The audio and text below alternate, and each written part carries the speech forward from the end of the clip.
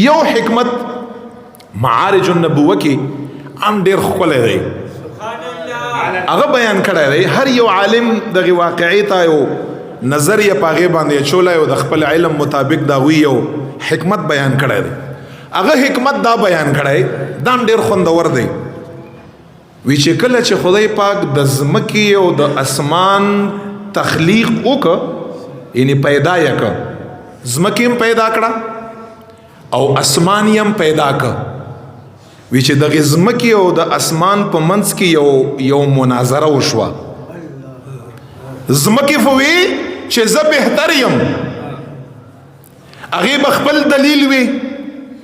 اسمان وی چې زه بهتر یم، هغه به خپل دلیل وي. یو مناظره شوې وه، یو بحث او مباحثه شوې وه. اول نمبر دلیل د ځمکې څه و چې ځمکې وی چې زه بهتر یم. ځمکې اول نمبر دلیل دا و اسمان ته وایي چې زه ستا نه بهتر یم. د بهترۍ وجه څه ده؟ وی چې په ما کې اشجار دي، انهار دي، اسمار دي، وحوش او طیور دي، پرند او چرند دي، انس او جن دي. په ما کې ونې دي، بوټي دي، سندونه دي، درندگان دي، انسانان دي، پیریان دي. زه ستا نه بهتر یم. دغه ټول نعمتونه چې اشجار او انهار او اسمار او چرند او فرند او وحوش او طیور او انس او جن، دا ټول الله تعالی په ما کې پیدا کړي.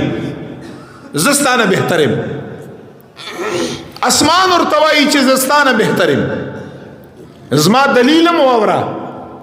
زه ستا نه ځکه بهتر یم چې په ما کې لوح دی، قلم دی، عرش دی، کرسی ده، سپوږمۍ ده، اور سرنور دی، ستوري دي، فرشتي دي، جنت دی. زه تا نه بهتر یم. ځمکه جواب ورکوي په ما کې بیت الله شریف دی چې دا د انبیاء او صلحاو د حاضرۍ ځای دی. پتا کې نشته. اسمان ورته وایي په ما کې بیت المعمور دی چې د فرشتو قبله ده. یو دویم نمبر په ما کې جنت دی. تعالی خو بیت الله له کله کله درځي، خدا انبیاء صلحا به په ما کې همیشه همیشه د پاره پاتې کیږي. ما سره جنت دی. بس مکه چې کوم دریم دلیل او اسمان سره داغه جواب نو.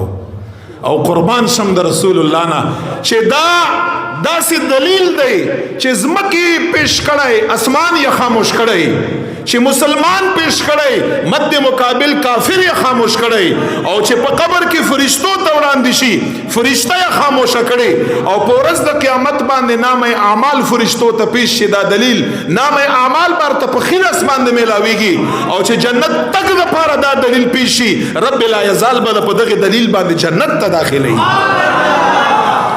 دا داسې دلیل دی چې دریم دلیل یې پیش کو اور ته یې چې پتا کې دا ټول شیان په ما کې امام الانبیاء دی صلی الله علیه وسلم، چې دغه ټول شیانو مالک الله جوړ کړی.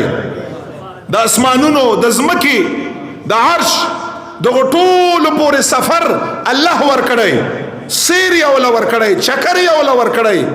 دنیا او د آخرت بادشاہ یې ګرځولی. د دنیا د ټولو خزانو چابیانې ورکړي رسول الله لا. هغه شخصیت اسمان په ما کې موجود دی. کدا نوې اسمان نن به تم نوې. بس وی چې دلته اسمان سره دلیل نو، بهتر سټاپ شو. خو یو شی ور سره و عاجزي. رب ته عاجزي وکړه چې ربا یو ځل رسول الله ماتم بر راوخیږي، کتر وې نه ګټم زمکه نشه ور سره برابر خوشم کنه. رب لا یزال می اسمان سره وعده وکړه چې دغه حبیب به یو ځل بر درولم. الله تعالی واقع معراج را وستا، رسول الله مبارک له چکرم ورکو، اسمان سره الله تعالی هغه خپل وعدم پوره کړ. نو نن زمکه او اسمان او عجیبه خبره دا ده که برابر دي دواړه په دغه یو دلیل باندې برابر دي، چې هغه سره غړ دلیل دا دی چې ما کې رسول الله سفر کړی دی، او زمکه سره غړ دلیل دا دی چې په ما کې رسول الله پیدا دی. بل دلیل دغه دواړو سره داسې نشته چې په دې دلیل باندې بر راشي. نو دا هغه الله تعالی اسمان سره هغه وعده پوره کوله چې زه به رسول الله مبارک بر راولم.